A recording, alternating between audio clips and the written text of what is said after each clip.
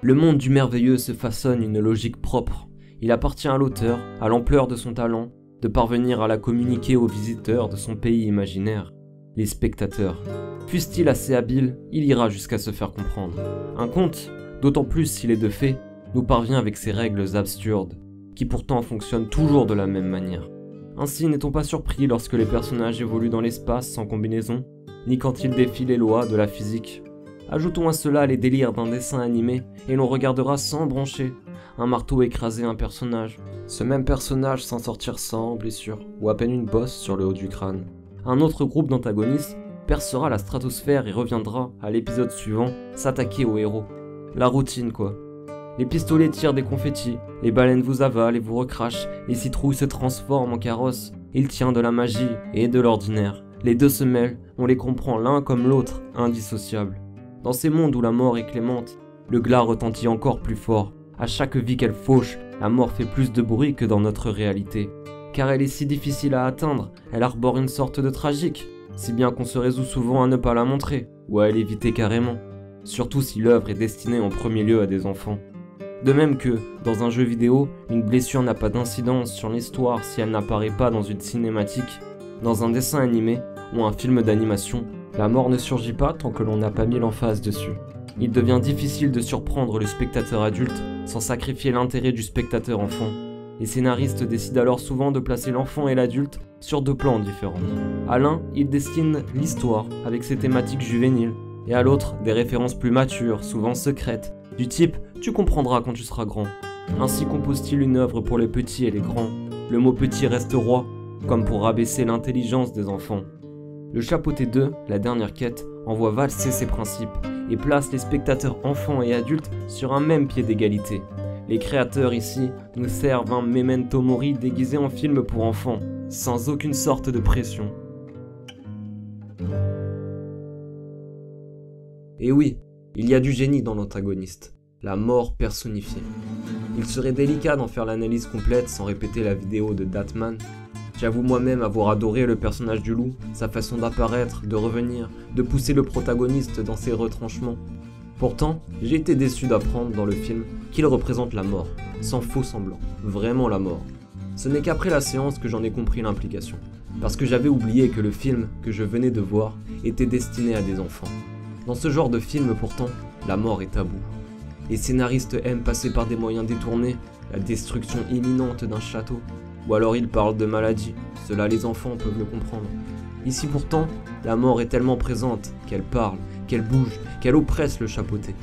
Elle est là, en tout temps, car il y pense sans cesse et se rend compte de la valeur de sa vie.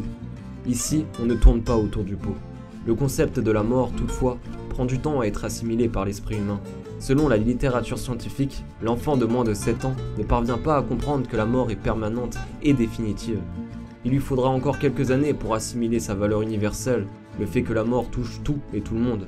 Encore pendant l'adolescence, il pourra se battre avec ce concept, tourner autour, ne pas vraiment encore le comprendre, ni même comprendre son importance, surtout s'il n'y a pas été confronté. Même à l'âge adulte, la mort demeure un concept abstrait, auquel on peut souvent être tenté d'éviter de penser. Glisser le concept de mort dans un film d'animation enfantin n'est alors pas chose aisée.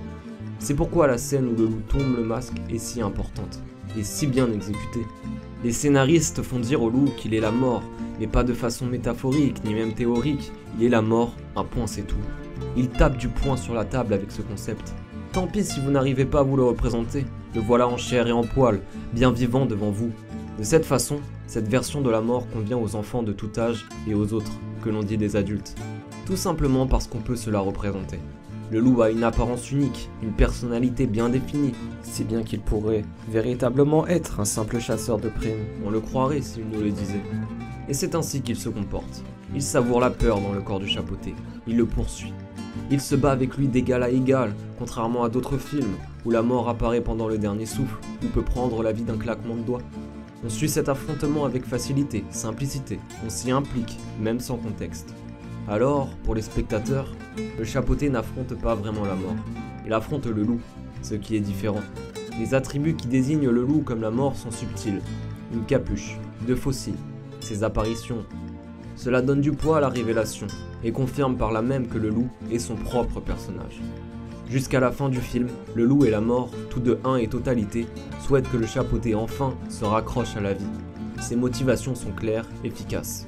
Seulement après, ou en tout cas en toile de fond, on prend conscience de ce qu'elle signifie.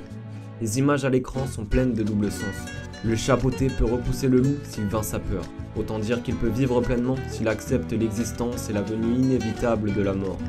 Il a beau être un personnage de dessin animé, il n'y réchappera pas, car elle attend tout le monde, c'est bien là son caractère universel.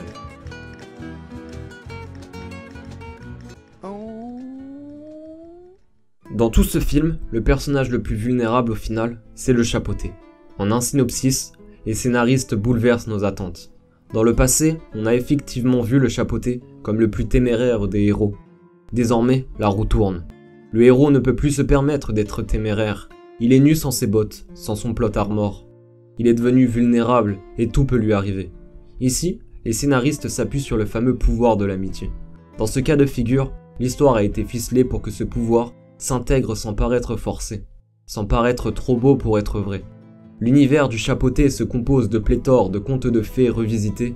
N'est-il pas logique, dans ce cas, que la fin intègre plusieurs « ils vécurent heureux » ? Toutes les intrigues s'articulent autour de la nécessité de s'appuyer sur ses proches. Ensemble, on est plus fort, n'est-ce pas ? Ainsi, les personnages réalisent leurs rêves grâce au pouvoir de l'amitié ou de l'amour ou de la famille. Bouclette trouve en ses compagnons ours la famille qu'elle a toujours rêvé avoir. Kitty trouve en le chapeauté et Perlito des personnes en qui elle peut avoir confiance. Le chapeauté trouve en Kitty et Perlito des raisons de vivre, de ne vivre plus qu'une fois. En ce qui concerne Bouclette, un peu moins pour le chapeauté, sa fin correspond à son personnage du conte de fées. Bien que sa personnalité soit aux antipodes, son aiguille s'est enfin déposée sur le juste parfait. Ces revisites de contes et légendes sont particulièrement appréciables. Elles sont là pour servir un but. Elles jouent avec notre imaginaire déjà existant, et le continuent en utilisant la même logique. C'est ce qu'il se passe avec le chapeauté. Les auteurs revisitent la légende qui veut que les chats ont 9 vies. Une légende normalement porteuse d'espoir, ici intégrant la fatalité. Oui, 9 c'est beaucoup. Cela reste tout de même un nombre fini. La phrase du loup, « tu vois tes vies défiler devant tes yeux », appuie sur la vulnérabilité nouvelle du chapeauté. De même lorsque s'érigent les cristaux, représentant chacun une vie du chat. On ne risque pas de perdre un seul personnage, on risque d'en perdre 9. Alors, on se rend compte que les 8 autres sont déjà perdus. Et c'est parce qu'on s'y rattache qu'on risque de perdre la dernière, la seule qu'il nous reste. Mais je digresse. Il convient seulement de se souvenir que le chapeauté, en étant rendu à sa dernière vie, devient plus vulnérable qu'un autre, car il se pensait invincible. Il n'avait pas fait le compte. N'imaginez pas en avoir autant perdu. Alors, il saigne. Chose presque impensable dans un film d'animation pour enfants, inédite dans un film avec le chapeauté. Ce personnage que l'on nous décrivait comme sortant avec grâce de toutes les situations est blessé. Ce n'est qu'une éraflure, certes, en apparence. Pour le public, pour le chat lui-même, c'est toutefois la réalisation qu'il court un grand danger, et que face à ce danger, il est encore peu de choses. Le loup, à chacune de ses apparitions, vient alors sortir le chapeauté de son monde de contes de fées. Un temps, les cornes de licorne manquent sans cesse le chat, l'univers est en sa faveur. Le suivant, le loup apparaît et plus rien n'opère comme le chat le voudrait. Pour montrer la vulnérabilité de leurs personnages, les auteurs puisent aussi dans notre réalité.